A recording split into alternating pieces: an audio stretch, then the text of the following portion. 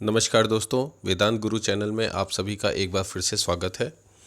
आशा करते हैं कि आपदा की इस घड़ी में आप लोग सुरक्षित होंगे, अपने घरों पे होंगे और स्वस्थ होंगे। चलिए वीडियो को शुरू करने से पहले लाइक एंड सब्सक्राइब जरूर कर दें। Disaster human society environmental conservation paper 1 आपदा लखनऊ विश्वविद्यालय के आपदा प्रबंधन के पीजी डिप्लोमा प्रोग्राम में हम लोग पेपर 1 को कंप्लीट कर रहे थे। पेपर 1 में यूनिट 1 और यूनिट 2 को हम लोगों ने लास्ट लेक्चर्स में कंप्लीट किया है। इस बार हम लोग यूनिट 3 के कुछ टॉपिक्स को देखेंगे। यूनिट 3 में environment and resources, meaning, definition, natural resources, human resource, financial resource, impact of population growth on natural resources को पढ़ेंगे। साथ ही sustainable development concept, meaning, definition, needs, areas and strategies को देखेंगे। इस और last point development and disaster centric development को पढ़ेंगे। यूनिट 3 को हम लोग 2 पार्ट्स में पढ़ेंगे। पहला वीडियो आज आ रहा है और उसके बाद नेक्स्ट वीडियो में हम लोग कुछ टॉपिक्स जो पेंडिंग है उनको देखेंगे।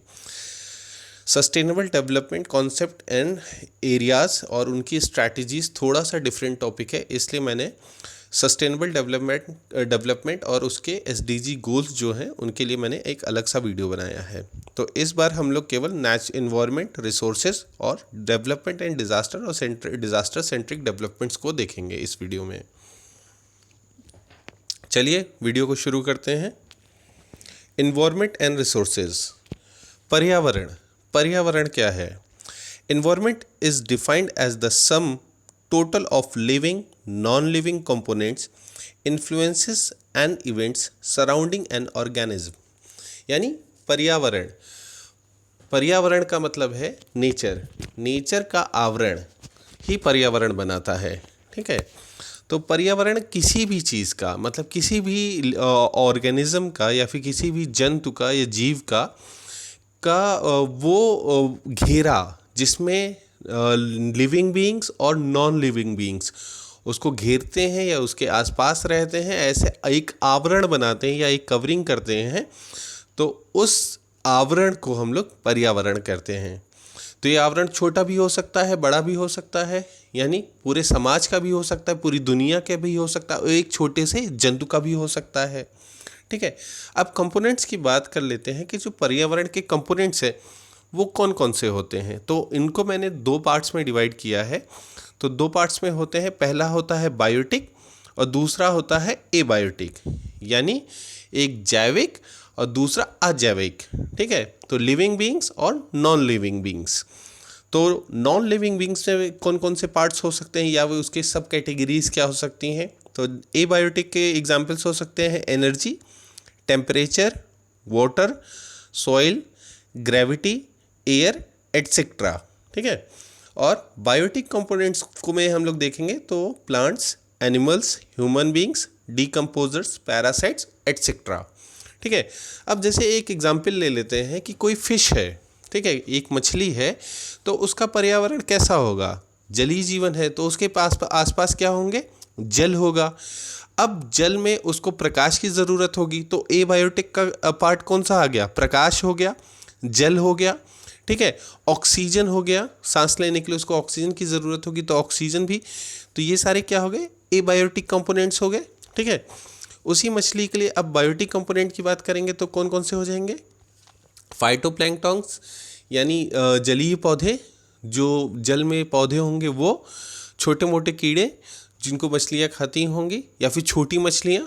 ठीक है, तो ये सारी चीज़ें क्या होगी? बायोटिक। तो इस तरीके से हमने देखा कि एक मछली का जो एनवायरनमेंट होगा वो किससे मिल के बना होगा? बायोटिक से भी मिल के बना होगा और एबायोटिक से भी। सिमिलरली अगर दूसरा एग्जाम्पल ले लेते हैं ऑन ग्राउंड पे, मतलब ज़मीन पे अगर किसी रहने वाले व्यक्ति का या फिर जानवरों का, तो ह्यूमन बींग्स का एग्जाम्पल ले लेते हैं।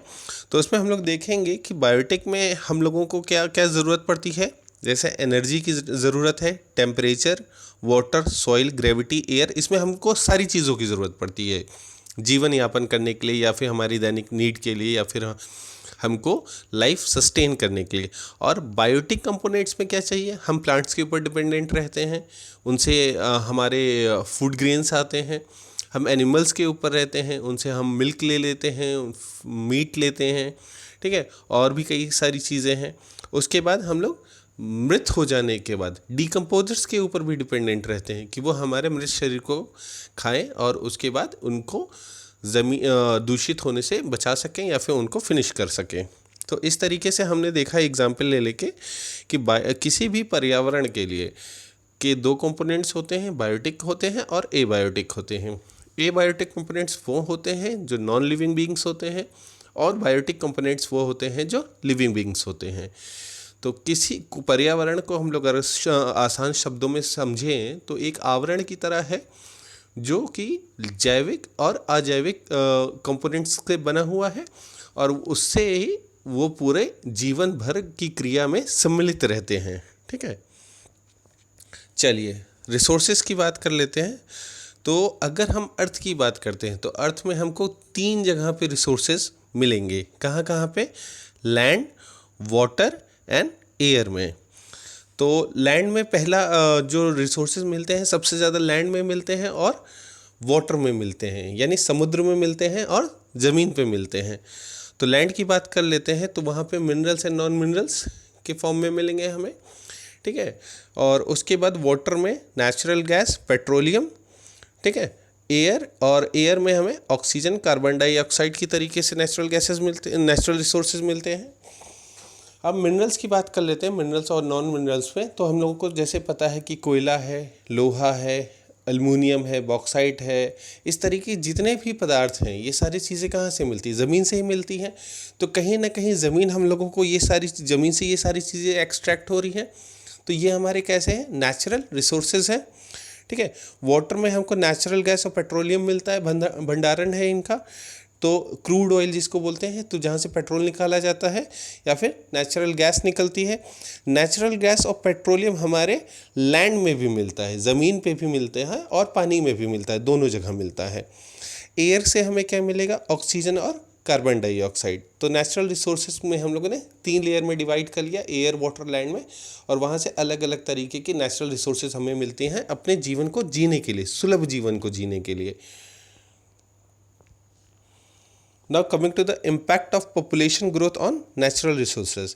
अगर जनसंख्या का वृद्धि होगी तो नेचुरल रिसोर्सेज के पे क्या असर पड़ेगा उसको हम लोग समझेंगे। First of all demand.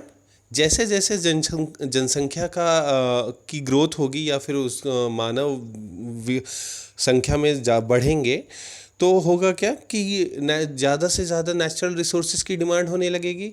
अगर मान लीजिए कि कहीं पे 100 लोग हैं और धीरे धीरे जनसंख्या बढ़ते बढ़ते 1000 हो जाएगी, तो जो 100 लोगों का कंजम्पशन है नेचुरल रिसोर्सेज का वो भी बढ़कर 1000 तक पहुंच जाएगा।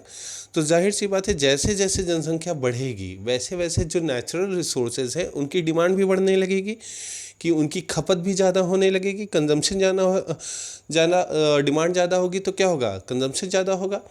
अगर किसी चीज़ की डिमांड ज़्यादा होगी तो क्या होगा? हम लोग ज़मीन से उसको और एक्सट्रैक्ट करेंगे, वाटर से निकालेंगे या फिर एयर से निकालेंगे। तो डिमांड के साथ ही उसका एक्सट्रैक्शन बढ़ जाएगा, यानी उसको सप्लाई करने के लिए उसको हम लोग ज़मीन से उसका दोहन भी करने लगेंगे और कंजम्पशन भी बढ़ेगा। जैसे जितने ज़्यादा लोग होंगे उतना ही ज़्यादा कंजम्पशन बढ़ेगा। देखिए एक चीज़ देखिए कि पॉपुलेशन की जो ग्रोथ हो रही है वो कहीं ना कहीं जो कॉन्सिक्वेंसेस है वो सब इंटर रिलेटेड है। डिमांड बढ़ रही है तो एक्सट्रैक्शन हो रहा है, एक्सट्रैक्शन जब हो जाएगा फिर लोग उसको कंज्यूम करेंगे बड़े पैमाने पे कंज्यूम करेंगे, तो उसके बाद क्या होने लगेगा? नेचुरल रिसोर्सेज का एक्सप्लॉयटेशन, ठीक है।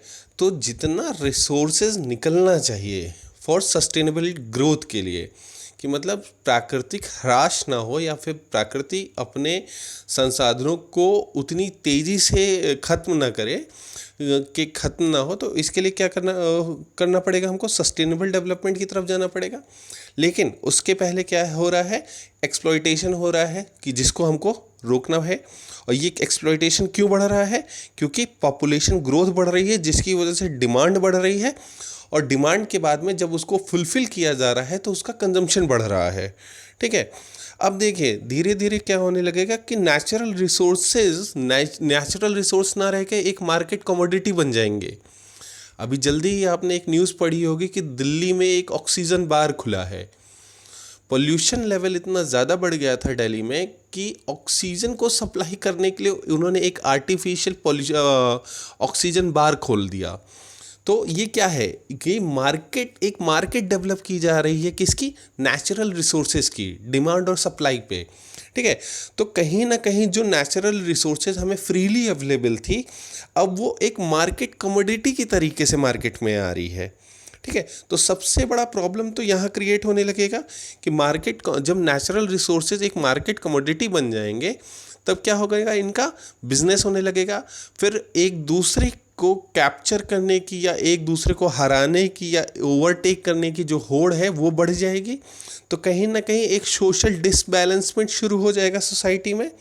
ठीक है, तो एक इम्बैलेंसमेंट हमको देखने को मिलेगा, जिसकी वजह से क्या होगा, कई कंट्रीज़ दूसरी कंट्रीज़ पे वॉर करेंगी। तेल, जैसे हम लोगों ने देखा भी है या फिर फील भी किया है, हिस्ट्री में भी पढ़ा है कि तेल के लिए किसी दूसरे देश ने वॉर किया, कोयले के लिए किसी ने वॉर किया, या फिर कहीं पे हम लोग जाते हैं तो उनके नेचुरल संसाधनों को हड़पने के लिए दूसरा देश किसी तीसरे देश के ऊपर हमला कर देता है। तो ये सारी चीज़ें क्या है, ये एक इनबैलेंसमेंट क्रिएट किया जा रहा है सोसाइटी में या वर्ल्ड में। क्यों? Just because of natural resources, क्योंकि हम उनका दोहन कर रहे हैं। ठीक है, जिससे कि उनका दोहन हो सके और वो उसको जीत सकें। नाउ जब इतनी सारी प्रॉब्लम्स, हम लोग उनका नेचुरल रिसोर्सेज का एक्सप्लॉइटेशन करेंगे, सारे नेचुरल रिसोर्सेज को ख़त्म कर देंगे या पॉल्यूट कर देंगे या फिर पूरे नेचर को ही के सिस्टम को ही गड़बड़ कर देंगे, तो हमको क्या देखने क्या मिलेगा, एक अनयूजुअल बिहेवियर नेचर का। ठीक है, जिसका एक बहुत बड़ा एग्जाम्पल है climate change. Climate change basically हमारे जो मुख्यतः 4 मौसम ऋतुएं हैं, उससे ज़्यादा तो कोई 5वीं ऋतु तो आ नहीं गई है, लेकिन अब लोग कहते हैं क्लाइमेट बदल रहा है, क्लाइमेट बदल रहा है। तो जब 5वीं ऋतु नहीं आई तो बदलाव क्या आया है?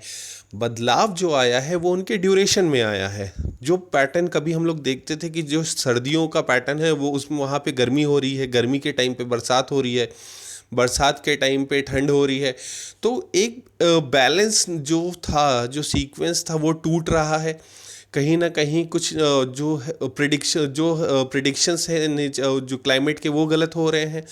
तो हमको देखने को मिला है कि एक अनयूजुअल पैटर्न डेवलप कर रही है नेचर, और उस अनयूजुअल पैटर्न की वजह से क्या हो रहा है, कई लोगों की जान जा रही है, कई लोगों की फसलें ख़राब हो रही हैं, प्रोडक्शन नहीं हो पा रहा है, और एक ग्लोबल वार्मिंग की तरफ हम लोग अग्रसर हो रहे हैं।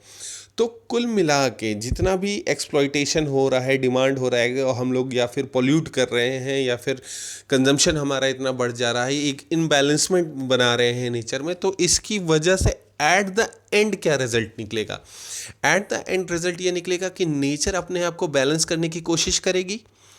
भाई, जो हम लोगों ने नेचर के साथ इम्बैलेंस किया उसे अपने फ़ायदे के लिए, अपने पर्सनल बेनिफिट के लिए, तो नेचर भी कहीं ना कहीं अपने आप को स्टेबल करने की कोशिश करेगी। वो कैसे स्टेबल करेगी? वो कोई ना कोई एक डिज़ास्टर लेके आएगी, जिसकी वजह से सारी चीज़ें ख़त्म हो जाएं और वो अपने आप को एक स्टेबल फॉर्म में ले आए। तो जब वो डिज़ास्टर लाएगी तो वो उसके लिए वर्नेबल कौन होगा? वर्नेबल डेफिनेटली सोसाइटी होगी। या तो वहाँ पे हम लोगों को पैटर्न देखने को मिलेगा कि जो डिज़ास्टर्स हैं, जो उनकी फ्रीक्वेंसी बढ़ रही है। ठीक है, तो नंबर ऑफ फ्रीक्वेंसी है वो इंक्रीज़ कर रही है gradually, and intensity is also increasing, यानी जो उसकी तीव्रता थी वो भी धीरे धीरे बढ़ कर आ रही है। मान लीजिए जो भूकंप का स्केल कभी 9.2 नहीं गया था, लेकिन सुनामी जब आई थी तो वो जो रिश्टर स्केल पे भूकंप नापा गया था वो 9.2 का था।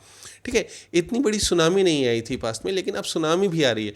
अब साइक्लोन्स के जो बनने की जो तादाद है या फिर फ्रीक्वेंसी है वो बढ़ रही है। ठीक है, तो ये सारी प्रॉब्लम्स हैं जो डिज़ास्टर्स को इंड्यूस करेंगी इन कमिंग डेज। तो इसलिए हमको एक बैलेंस बना के चलना है नेचर के साथ में, उसके रिसोर्सेज के कंजम्पशन के साथ में, सो दैट हम कहीं ना कहीं अपनी जो प्रगति है वो विध्वंसक ना करें।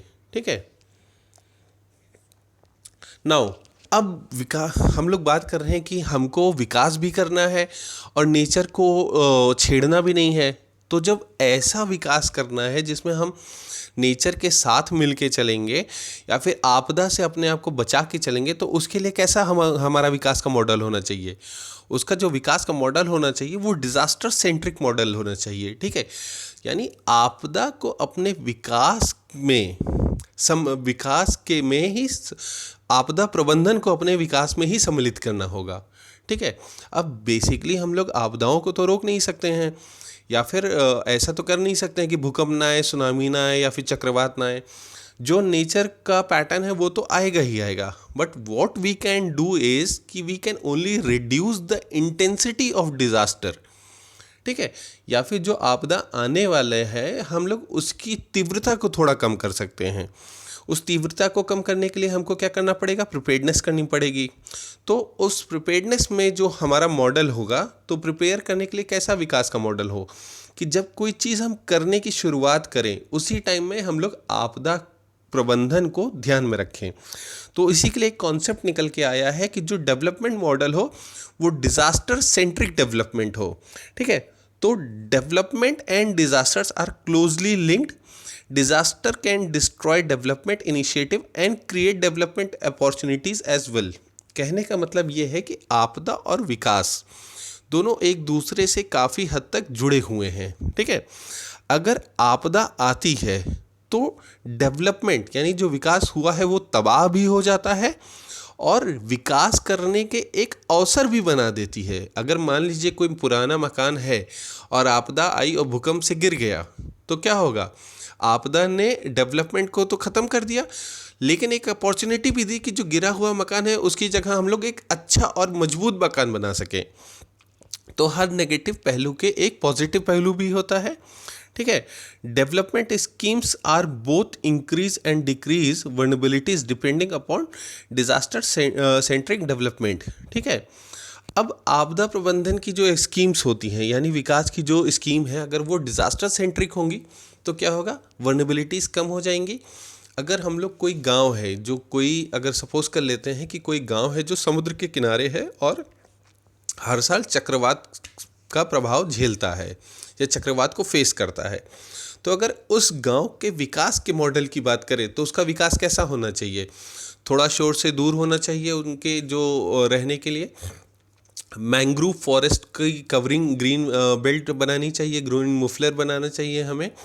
और क्या करना चाहिए? उनके लिए शेल्टर होम्स बनाने चाहिए। तो उनका विकास कैसा होना चाहिए? आपदा प्रबंधन को देख के करना चाहिए, ठीक है। उसको जहन में रख के करना चाहिए कि अगर हम उनका विकास इस लहजे से करें कि कोई आपदा आए तो वो सेफ़ रह सकें या फिर उनकी जो प्रॉपर्टी है वो सेफ़ रह सके, तो ऐसा विकास क्या होगा? वो डिज़ास्टर सेंट्रिक डेवलपमेंट होगा। यानी इसके कई सारे फ़ायदे भी होंगे, तो उन फ़ायदों को हम लोग देख लेते हैं। तो that is a one time investment. Although थोड़ा सा खर्चा ज़्यादा होता है कि आपदा से प्रभावित क्षेत्रों में थोड़ा सा आपदा सेफर स्कीम्स को लाना, क्योंकि उसमें हम लोग थोड़ी रेट्रोफिटिंग करेंगे, कुछ अर्थक्वेक प्रूफ बिल्डिंग्स बनाएंगे या फिर कुछ नए इंफ्रास्ट्रक्चर को बनाएंगे, तो वन टाइम इन्वेस्टमेंट होता है।